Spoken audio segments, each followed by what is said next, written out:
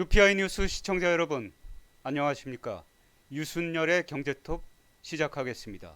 오늘은 29일 있었던 박근혜 최순실 국정농단 상고심 결과에 대해 말씀드리겠습니다. 이번 판결로 삼성의 경영권 승계 작업 실체가 인정됐습니다. 이재용 부회장의 뇌물 공여 액수도 50억 원 증가했습니다. 이에 따라 이재용 부회장이 앞날에 다시 먹구름이 꼈습니다. 재구속이냐, 집행유예 유지냐, 갈림길에 선 것입니다. 형량이 더 무거워질 가능성이 커졌습니다. 아울러 이번 판결로 삼성 바이오로직스 분식회계, 삼바 분식회계의 재판에도 관심이 집중되고 있습니다. 이번 재판 결과는 삼바 분식회계 재판에 어떤 영향을 미칠 것인가? 삼성의 운명을 좌우할 향후 재판 과정에 대해 전망해 보겠습니다.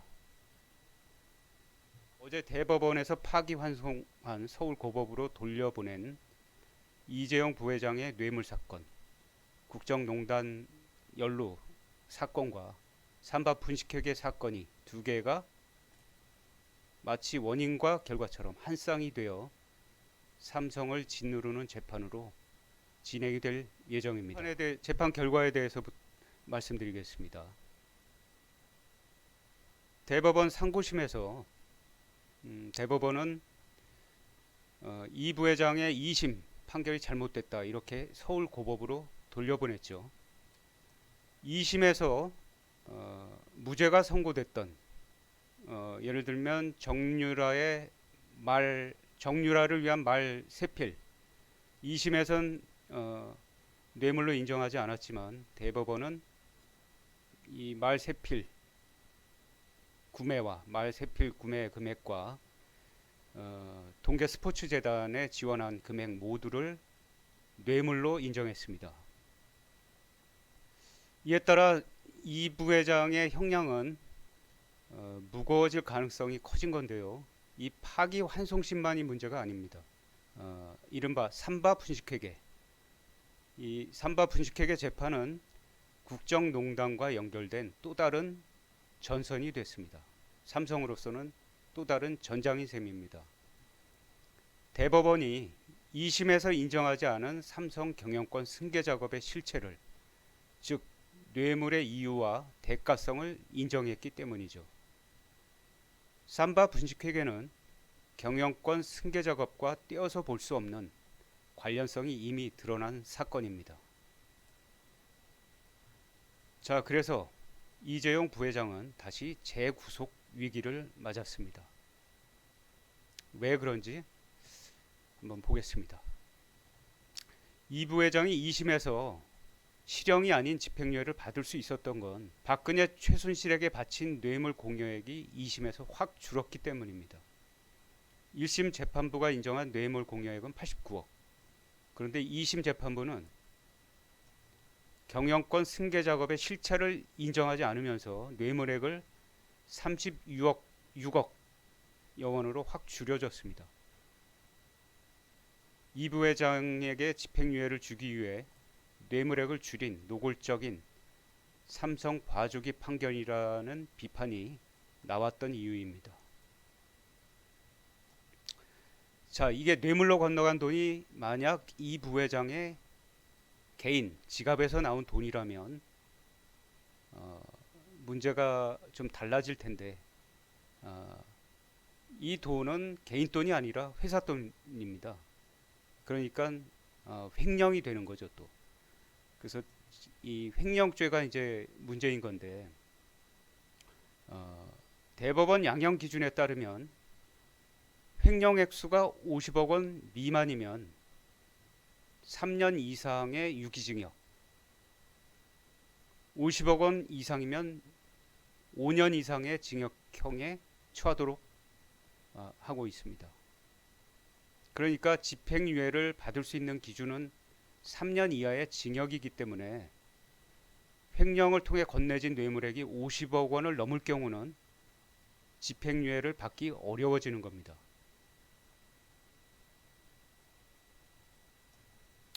그 뇌물의 내역을 구체적으로 보면 2심 재판부는 코스포츠 용역대금 말 사용료인데요. 36억 원만 뇌물죄로 인정했습니다. 하지만 이날 대법원은 정유라를 위한 말 3마리 구입대금 34억 그리고 영재센터 후원금 16억 이 모두를 뇌물에 해당한다고 봤습니다. 이렇게 돼서 이 부회장의 뇌물 공여액은 36억 원에서 86억 원으로 다시 늘게 됐습니다. 대법원 전원합의체는 이렇게 얘기했습니다. 이 부회장이 최 씨에게 제공한 말이 뇌물이 아니라고 본 원심은 법리를 오인했다. 또 이 부회장의 영재센터 후원금을 제3자 뇌물 수수로 인정하지 않은 원심 판단도 부정한 청탁에 대한 법리를 오해하고 필요한 심리를 다하지 않아 판결에 영향을 미친 잘못이 있다 이렇게 적시했습니다. 그러니까 법리를 오해하고 필요한 심리를 다하지 않은 엉터리 판결이었다는 비판인 건데요. 아마도 2심 재판부는 낯이 뜨거워지지 않았을까 싶습니다. 자, 그렇다고 해서 이재용 부회장이 다시 법정 구속될 것이라 이렇게 단정할 수도 없습니다. 집행유예 가능성도 여전히 있습니다. 뇌물액이 50억 원 이상이라고 해서 꼭 실형을 받게 되는 것은 아닙니다. 제가 이제 서울고등법원에 고위직에 있는 분한테 물어보니 가장 형량이 센 것은 말 구입을 위한 자금 해외 밀 반출, 죄목으로는 재산 국외 도피죄인데 이 혐의는 원심대로 무죄로 판단했다. 이 점을 잘 봐야 한다. 삼성 입장에선 한 가닥 숨통이 트인 셈이다. 이렇게 얘기했습니다. 자, 이 얘기가 뭐냐 하면 재산 국외 도피죄는 형량이 징역 10년 이상입니다. 그러니까 장량 감경, 정상을 참작해 형량을 줄여준다고 해도 집행유예 조건 3년 이하의 징역을 충족할 수는 없습니다. 장량 감경은 최대 절반까지 할 수 있습니다. 그러니까 재산 국외 도피죄는 무죄가 됐으니 만약 이 부회장이 다시 징역 5년형 이상을 받더라도 5년형 정도를 받더라도 재판부가 장량 감경에 2년 6개월로 절반까지 줄인다면 집행유예를 받을 수 있는 조건이 되는 것이죠. 그러면 장량 감경 가능성이 있느냐? 이에 대해서도 가능성이 있다는 얘기들이 적지 않습니다. 법조계 고위 인사 한 분은 이 부회장은 이미 징역 1년을 살았고 횡령 액수를 다 변제했기 때문에 장량 감경의 사유는 충분히 된다. 이렇게 얘기했습니다. 자, 그래서 대법원 판결 이후에 삼성의 분위기도 뭐랄까요, 납작 엎드렸다 이런 표현. 네, 어쨌든 사과문을 발표하고 향후 과거의 잘못을 되풀이하지 않겠다 이렇게 다짐했습니다. 또한 언론 보도에 대해서도 집행유예 가능성이 있는데 실형을 받게 될 것처럼 몰지 말아달라 이런 읍소 아닌 읍소도 했습니다. 아마 삼성은 전 그룹 차원에서 향후 그 재판 과정에서 집행유예를 받는데 모든 역량을 집중하지 않을까 싶습니다. 그런데 여기서 또 다른 복병, 또 다른 변수가 큰 변수가 있습니다. 바로 삼바 분식회계입니다. 이 삼바 분식회계가 대법원이 인정한 삼성의 경영권 승계 작업의 실체, 그 실체의 핵심에 아주 밀접한 관련이 있기 때문입니다.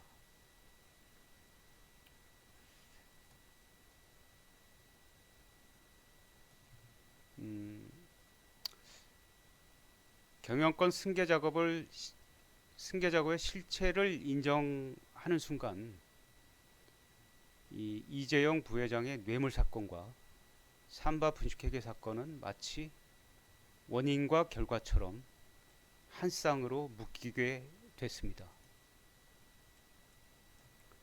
진보 성향 경제학자 전성인 홍익대 경제학과 교수는 대법원 판결 직후 삼바 회계 사기 사건은 적어도 2014년 10월경부터 본격화했고 이재용 부회장의 승계 작업과 긴밀하게 연관된 사건이다.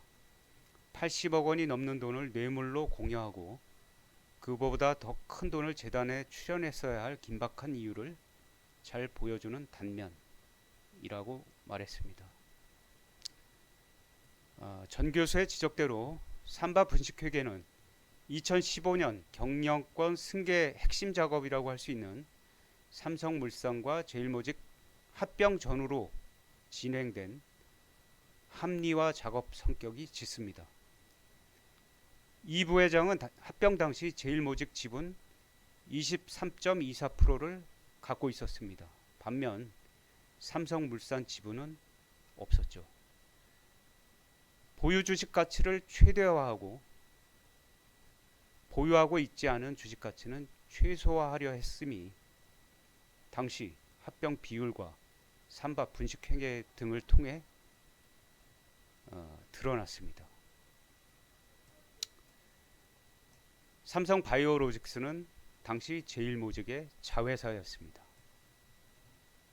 자, 그럼 삼성물산과 제일모직 두 계열사의 합병은 뭘 위한 것이었느냐? 결국 그 핵심은 이 부회장의 삼성전자 지배력 강화를 위한 것이었다. 이렇게 요약됩니다. 왜냐하면 합병 당시 이 부회장의 삼성물산 지배력 지분은 0.57%에 불과했는데요. 두 기업 합병으로 이 부회장의 삼성전자 지배력은 급격히 커지게 됩니다. 당시 삼성물산은 삼성전자 지분 4.06%를 보유하고 있었기 때문이죠. 자, 그래서 결론적으로 이제 명백히 파기환송심, 이재용 부회장 뇌물 사건 파기환송심과 삼바 분식회계 재판은 별개가 아닙니다. 이재용 부회장 뇌물 사건 파기환송심과 삼바 분식회계 재판은 별개가 아닙니다. 마치 원인과 결과처럼 두 재판은 한 쌍으로 영향을 주고받으며 진행될 것입니다. 파기환송심을 맡게 될 재판부의 고민이 깊을 것입니다. 일본의 경제 보복으로 한일 갈등이 전쟁 수준으로 치닫고 있는 지금 재판부는 어떤 판단을 할 것인가? 그에 따라 여론도 요동칠 것입니다. 유순열의 경제톱 여기서 마치겠습니다.